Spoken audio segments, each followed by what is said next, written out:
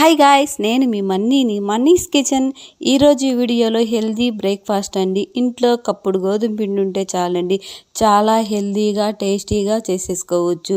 చాలా simple process అండి ఇది. ఎక్కువ టైం అనేది ఉండదు, చాలా తక్కువ టైంతోనే ఇలా చేసుకొని బ్రేక్ఫాస్ట్ డిన్నర్ మనం ఇలా చేసుకొని తిన్నామంటే చాలా హెల్దీగా ఉంటాయి.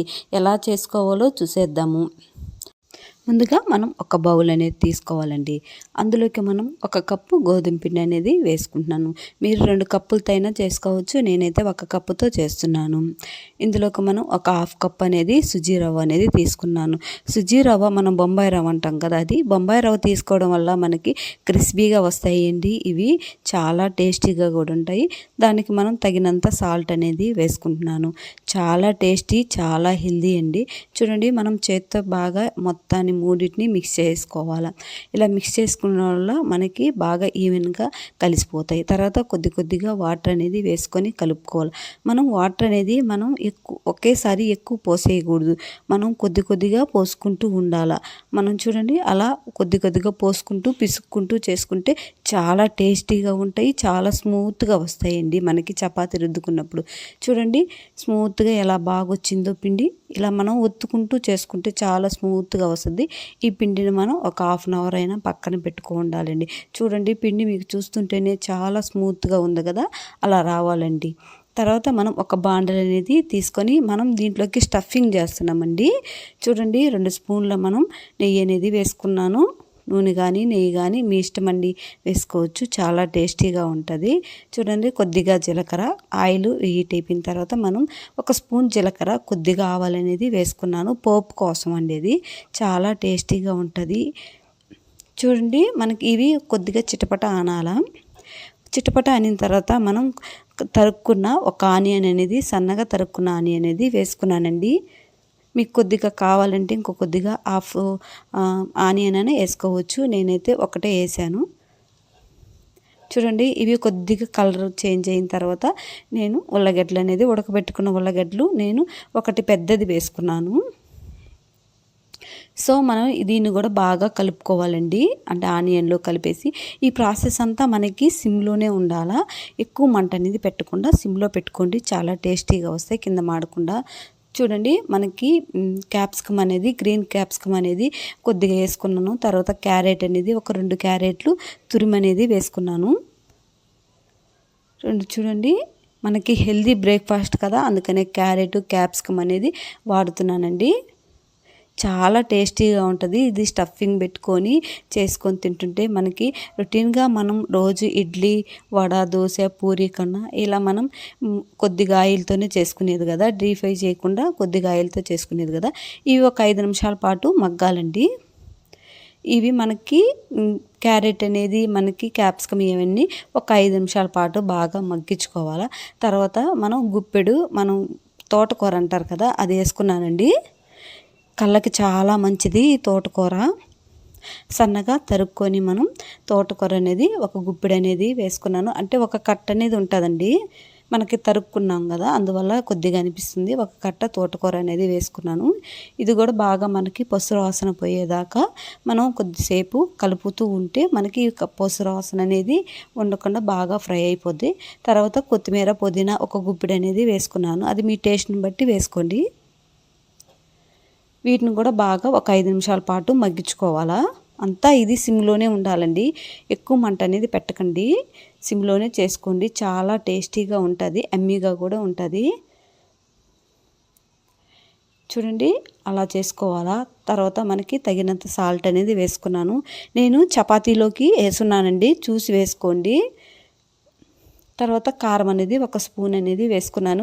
మీరు కారం బదులు పచ్చిమిర్చి అయినా వేసుకోవచ్చు, అది మీ ఇష్టం అండి. చిన్నపిల్లలు తినేది కదా, అందుకని నేను కారం అనేది వేసాను. పచ్చిమిర్చి వేస్తే పిల్లలు తినరు కదా, అందుకని. ఇలా పిల్లలకి వీక్లీ 2 టైమ్స్ అయినా చేసి పెట్టండి. మనకి ఆకుకూర, క్యారెట్ ఇవన్నీ కంటికి మంచిది కదండి, బ్లడ్ కూడా పడుతుంది కదా, చాలా టేస్టీగా కూడా ఉంటుంది.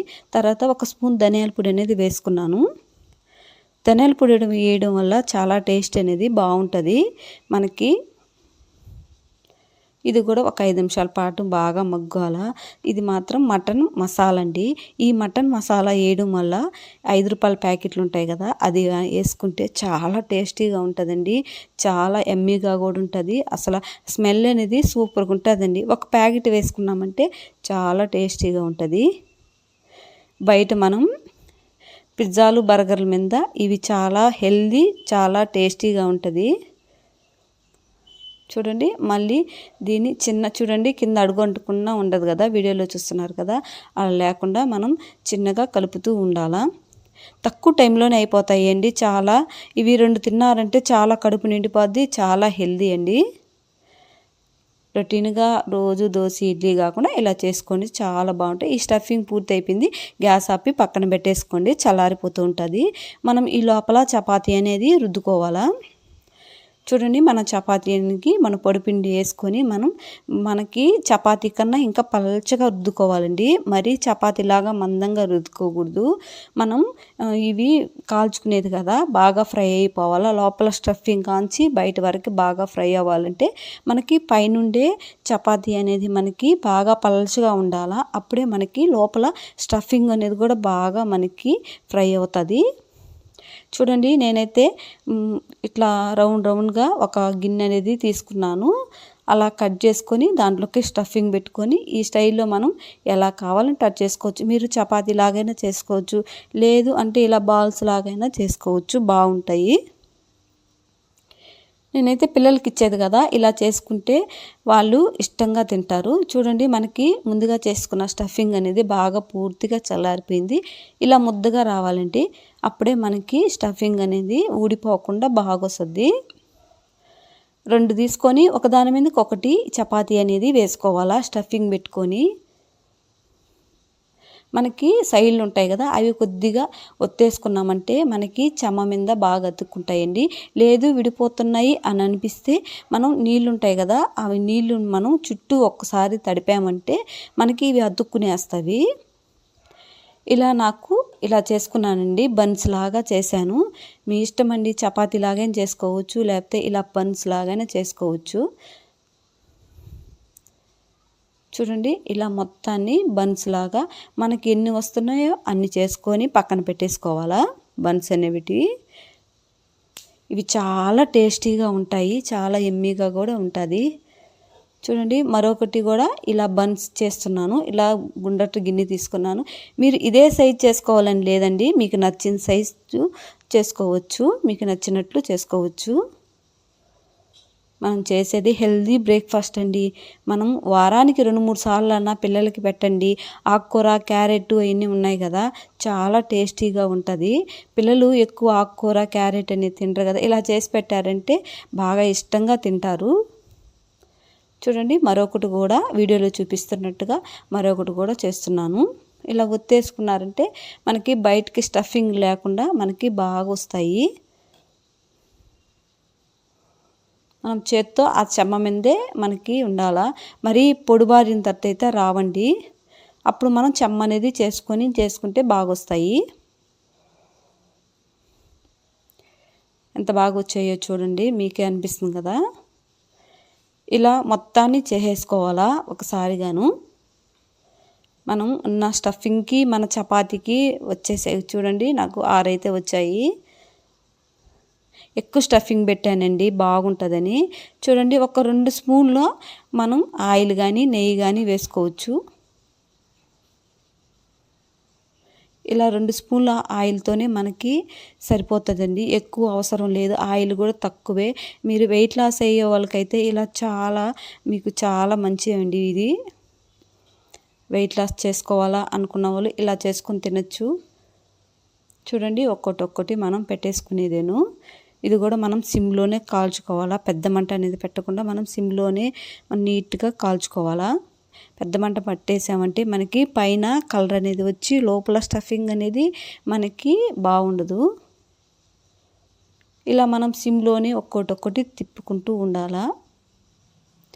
చూడండి అలా తిప్పుతూ ఉంటే మనకి బాగా ఫ్రై అయిపోయి కలర్ కూడా బాగా చేంజ్ అవుతాయండి. ఎలా వచ్చాయో చూడండి, అంత బాగా వస్తాయి. చిన్న రిక్వెస్ట్ అండి, మన ఛానల్ ఫస్ట్ టైం కానీ చూస్తున్నట్లయితే లైక్ చేయండి, షేర్ చేయండి, కామెంట్ చేయండి. ఇలాంటి వీడియోస్ మన ఛానల్లో బోలెడు ఉన్నాయండి, ఒకసారి చెక్ చేయండి. ఇలాంటి వీడియోస్తో మళ్ళీ మీ ముందుకు వస్తుంటూనే ఉన్నానండి నేను. హెల్దీ బ్రేక్ఫాస్ట్, స్వీట్స్ ఇవన్నీ చాలా ఉన్నాయి, ఒకసారి చూడండి మీకే అర్థమవుతుంది. ఈ వీడియోని అయితే లాస్ట్ వరకు చూడండి. ఇలా మనం మళ్ళీ తిప్పుతూ ఉండాలండి. అలాగే పెట్టేస్తే మనకి వెనక సైడ్ అనేది కాలిపోయి మాడిపోతాయి. అలా కాకుండా తిప్పుకుంటూ ఉండాలా. మనకి పులి ఉంగరాలు ఉంటాయి కదా, అలా తిప్పుతూ ఉంటాం కదా, అలా తిప్పుతూ ఉండాలా. మనకి ఎంత బాగా వచ్చాయో చూడండి. మనకి పైన చపాతీ అనేది కూడా మనకి బాగా ఫ్రై అయిపోయాయి కదా, ఇలా ఫ్రై అయిపోవాలండి, అప్పుడే బాగుంటాయి. చిన్నపిల్లలు బాగా ఇష్టంగా తింటారు, పెద్దవాళ్ళైనా సరే అండి బాగా తింటారు. ఎప్పుడైనా మనకి స్నాక్స్ లాగా ఏమన్నా తినాలా అనిపిస్తున్నప్పుడు ఇలా ఒకసారి ఇంట్లో చేసుకోండి. ఎంత బాగా వచ్చాయో చూడండి, కలర్ అనేది కూడాను మనం పిండి కలుపుకునేటప్పుడే ఉంటుందండి. ఎంత బాగా వచ్చాయో మీరే చూడండి. మనం ఒత్తుకుంటూ కలుపుకుంటూ పిండి అనేది మనకి ఒక గంట కానీ ఒక అరగంట అయినా రెస్ట్ ఇస్తే మనకి పిండి బాగా మెత్తగా స్మూత్గా వస్తుంది, కలర్ అనేది కూడా చేంజ్ అవుతుంది. అలా చేసుకోవాలండి. అప్పటికప్పటికే చేసేసామంటే మనకి పిండి అనేది సాఫ్ట్గా రాదు.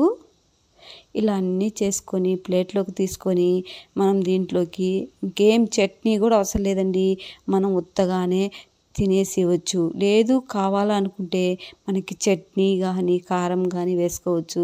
పిల్లలైతే ఇలా మనకి సాస్ ఉంటుంది కదా, టమాటా సాస్ అనేది రెగ్యులర్గా పెట్టకుండా ఎప్పుడో ఒకసారి తినేది కాబట్టి సాస్ అనేది వేసి ఇచ్చామంటే వాళ్ళు చాలా ఎంజాయ్ చేస్తూ తింటారు. ఇలా సాస్ పెట్టుకొని ఒక్కసారి తినండి, చూడండి ఎంత బాగా ఫ్రై అయిపోయాయో మీకే అర్థమవుతుంది కదా. ఎవరైనా తినొచ్చండి, డిన్నర్, బ్రేక్ఫాస్ట్, ఈవినింగ్ స్నాక్స్ కోసం కానీ ఎలా అయినా చేసుకొని తినొచ్చు, అంత బాగుంటాయి. ఒక్కసారి ట్రై చేయండి, నేను చెప్పినట్లు చాలా టేస్టీగా కూడా ఉంటాయి. చూడండి ఎంత బాగా వచ్చాయో, చాలా కాలిపోతున్నాయండి.